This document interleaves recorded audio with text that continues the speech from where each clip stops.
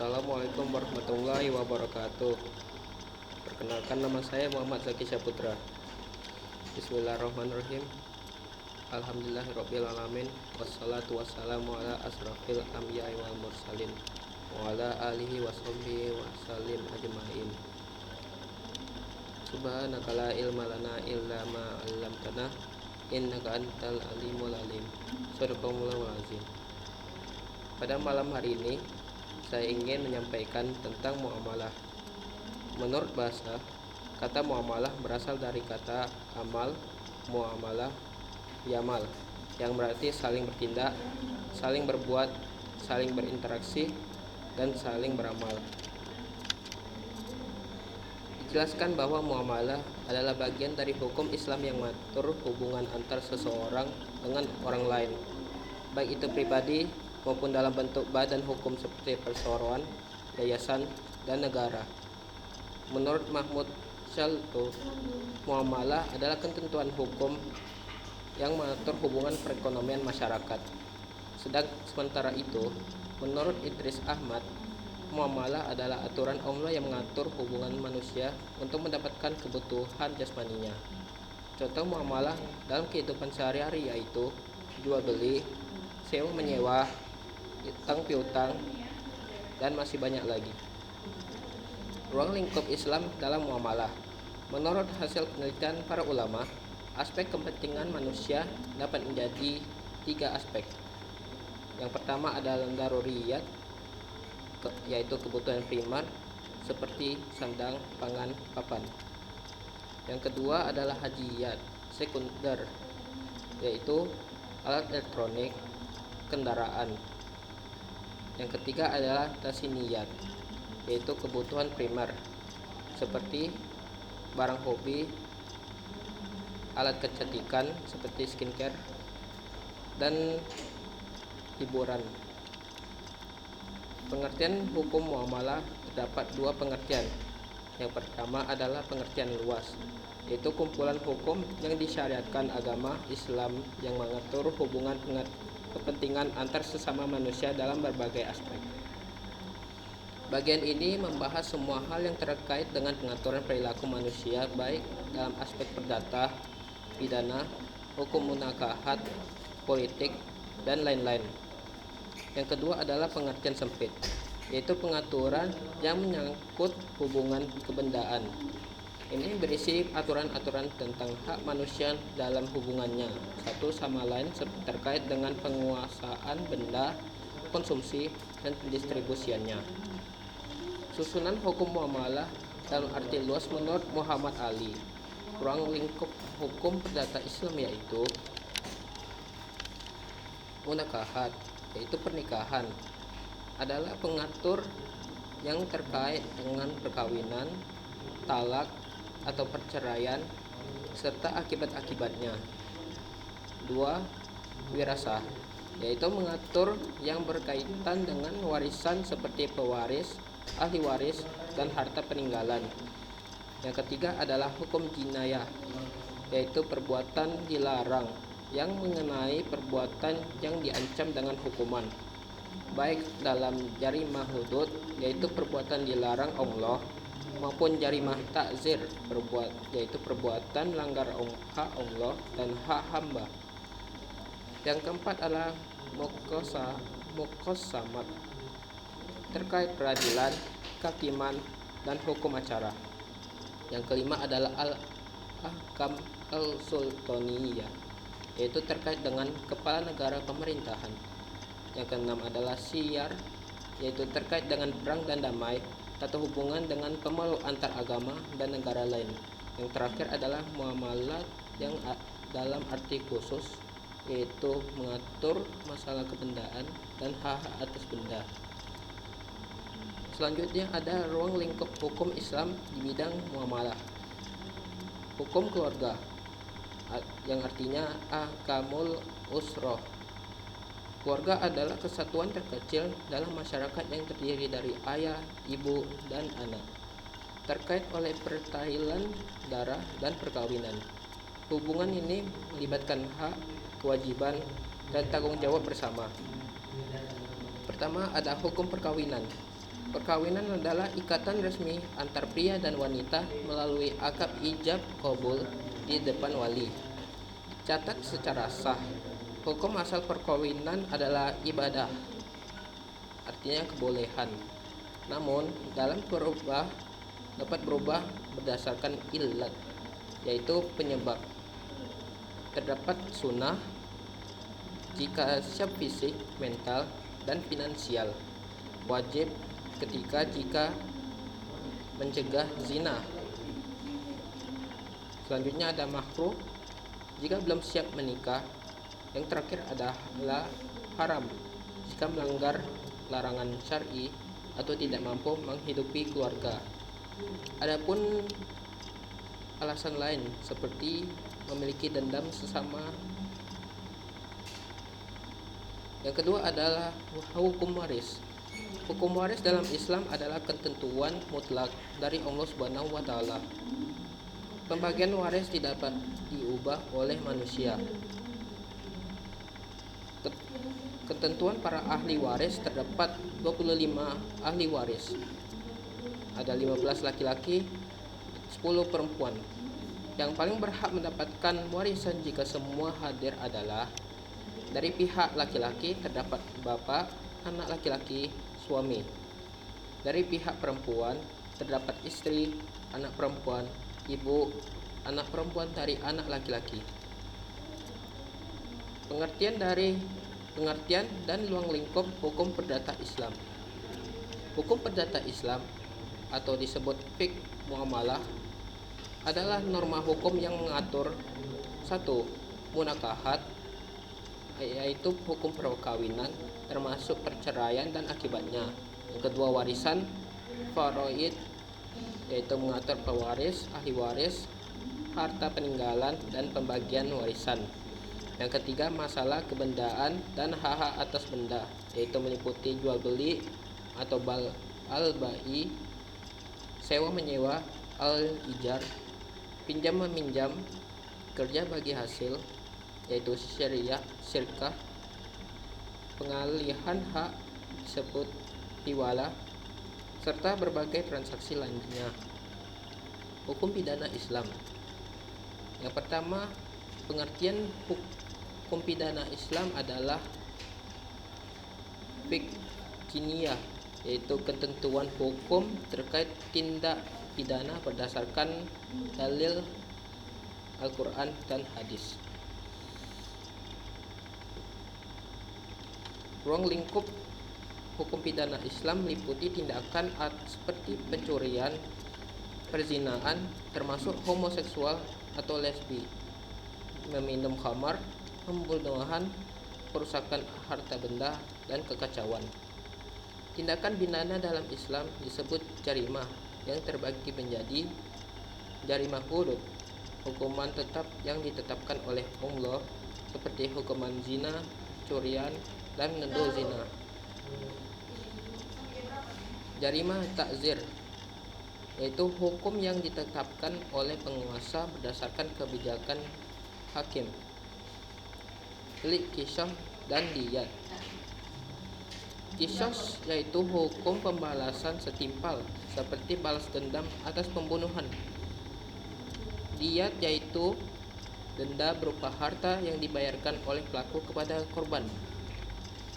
Hukum acara peradilan agama.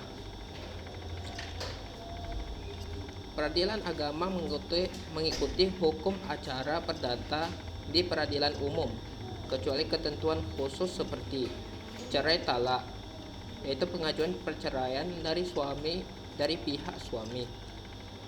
Cerai gugat, yaitu pengajuan perceraian dari pihak istri atau karena zina.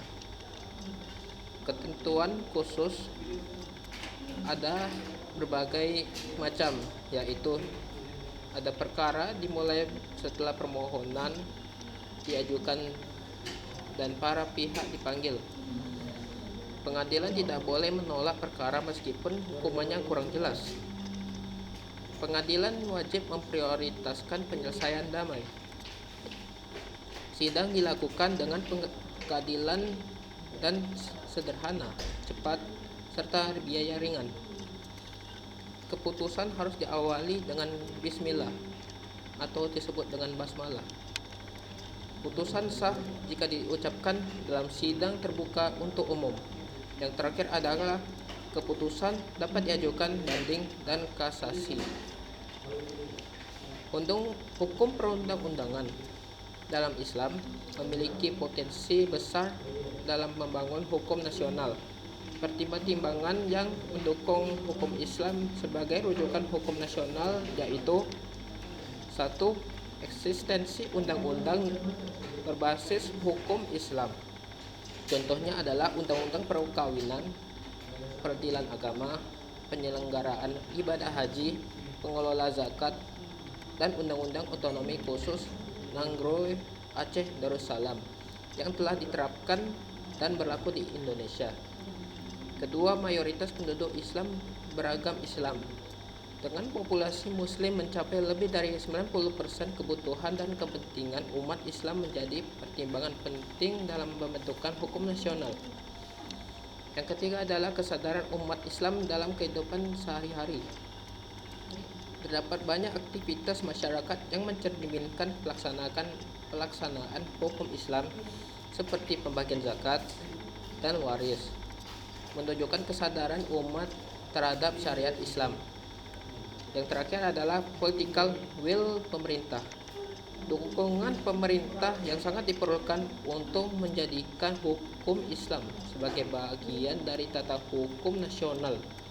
Tanpa adanya kemauan politik, integrasi hukum Islam dalam sistem hukum nasional akan sulit terwujud.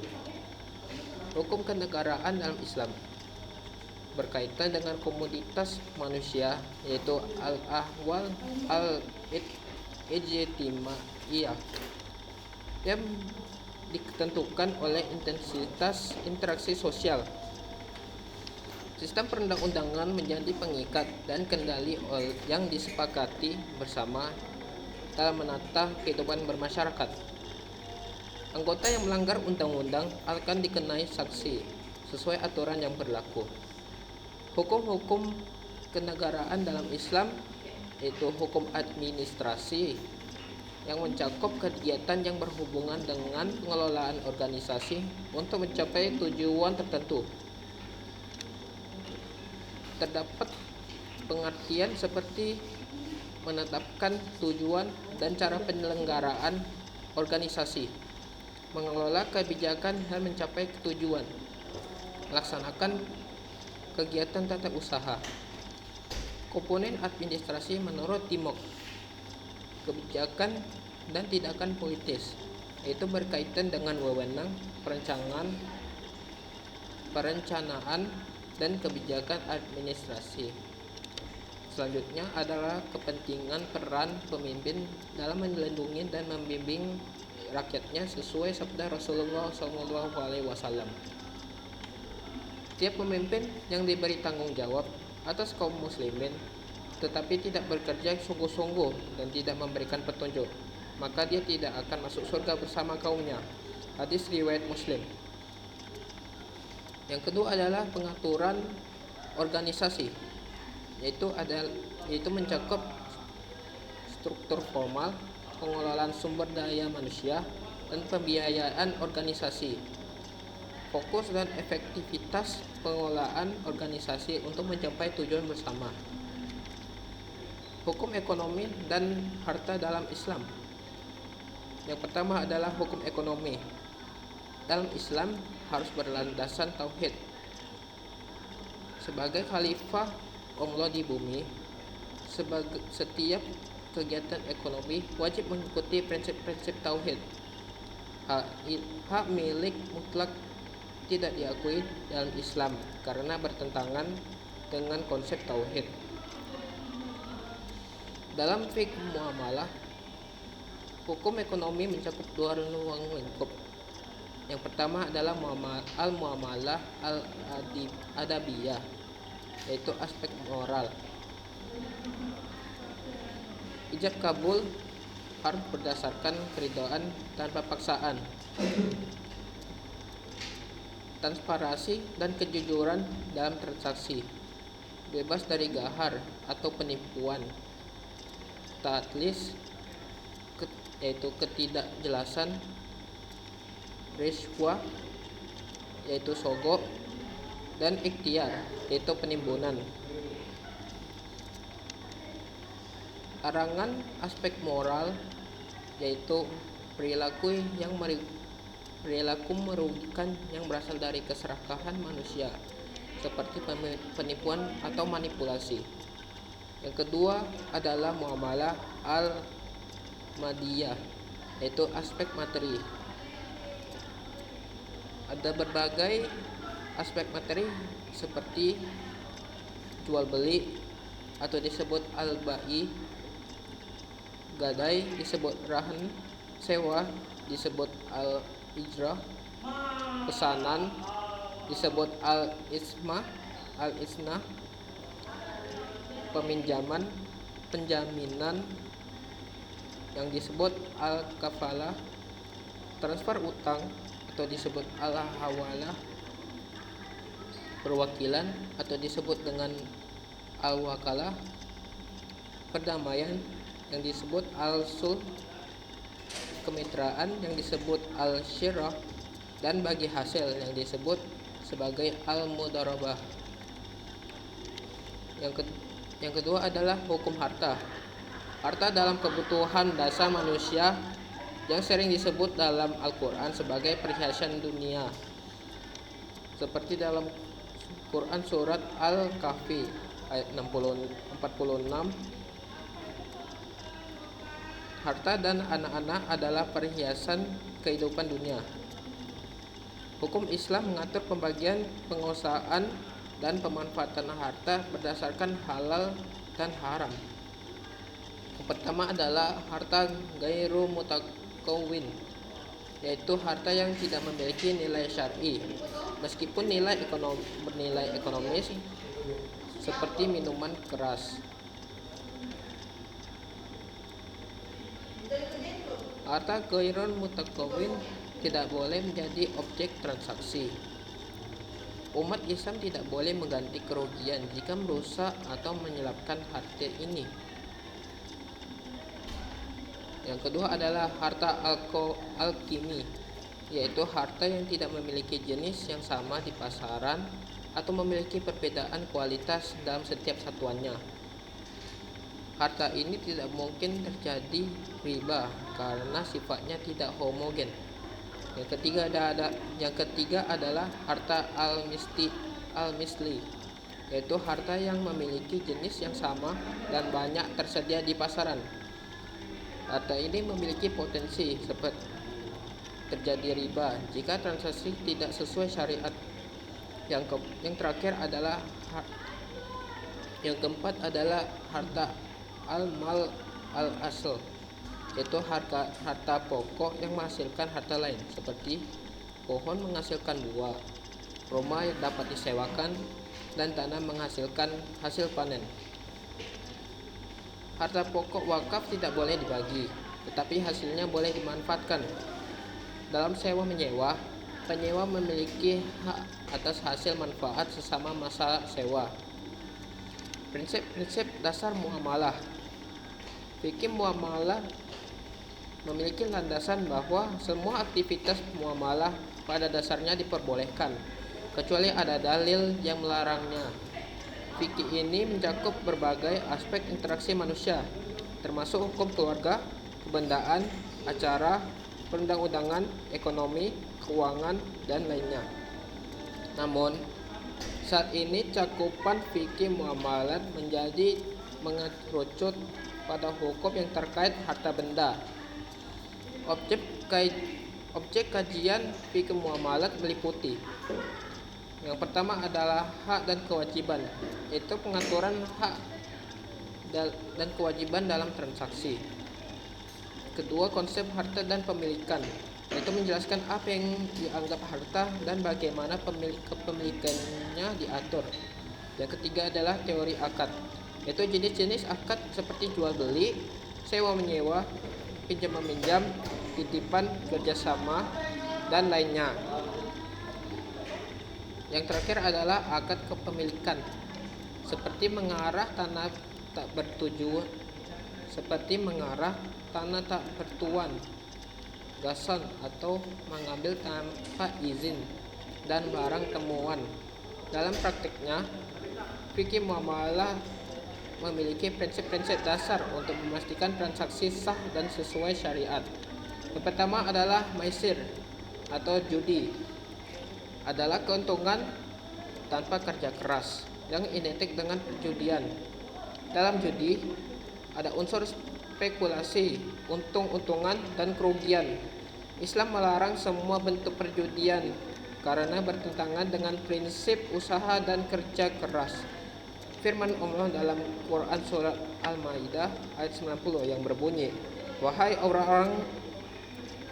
orang-orang yang beriman, sesungguhnya minuman keras, berjudi, berhala, dan mengundi nasib dengan anak panah adalah perbuatan keji dan termasuk perbuatan setan. Maka jauhilah perbuatan-perbuatan itu agar kamu beruntung. Yang kedua adalah gharar, yaitu ketidakpastian dalam transaksi, baik itu mengenai barang, harga, maupun akad. Nabi Muhammad SAW melarang jual beli al-hashah atau barang yang tidak jelas. Contohnya yaitu menjual barang yang belum ada, seperti janin hewan ternak. Tidak jelasnya kualitas atau kuantitas barang. Gharar dilarang karena dapat menimbulkan kerugian dan permusuhan. Yang ketiga adalah haram. Transaksi yang melibatkan barang haram seperti khamar, babi, atau narkoba tidak sah. Larangan ini bertujuan untuk menjaga kebersihan harta dan keberkahan transaksi. Yang keempat adalah riba atau disebut dengan bunga, adalah tambahan yang diperoleh secara batil dari modal pokok, baik dalam pinjam meminjam maupun jual beli. Contohnya memberikan bunga pada pinjaman uang, pertukaran barang sejenis dengan nilai yang berbeda. Seperti contoh, saya membeli uang 5.000 dengan harga 3.000. Dampak negatif riba yaitu memicukan inflasi dan memperburuk kemiskinan, menghilangkan keadilan dalam transaksi. Yang kelima adalah batil, adalah segala transaksi yang melibatkan kezaliman, ketidakjujuran, atau kecurangan, seperti menjual barang cacat tanpa pemberitahuan dan mengurangi pertimbangan. Yang keenam adalah ikhtiar. Yang keenam adalah iktikar, yaitu penimbunan. Iktikar adalah penimbun barang saat harga murah untuk dijual dengan harga tinggi ketika barang langka. Praktik ini dilarang karena menimbulkan kerugian bagi masyarakat. Kesimpulan dari ceramah ini adalah aturan-aturan syariat Islam yang mengatur hubungan antar manusia dalam aspek sosial, ekonomi, dan kemasyarakatan. Prinsip dasar muamalah adalah semua aktivitas muamalah pada dasarnya diperbolehkan, kecuali terdapat dalil yang melarangnya. Tujuan utamanya adalah menciptakan keadilan, kemaslahatan, dan keberkahan dalam interaksi sehari-hari. Islam menekankan pentingnya kejujuran, transparansi, keadilan, dan bebas dari unsur kezaliman dalam setiap transaksi atau interaksi. Dengan mematuhi aturan-aturan muamalat, umat muslim dapat menjaga keharmonisan hidup bermasyarakat dan menjalankan aktivitas yang diridhai oleh Allah Subhanahu wa taala. Demikian dari ceramah yang saya sampaikan. Semoga dengan ceramah ini kita sebagai umat muslim bisa menjalankan muamalah tanpa adanya kecurangan atau hal yang merugikan umat muslim lainnya. Jazakumullah khairan kasiron. Wassalamualaikum warahmatullahi wabarakatuh.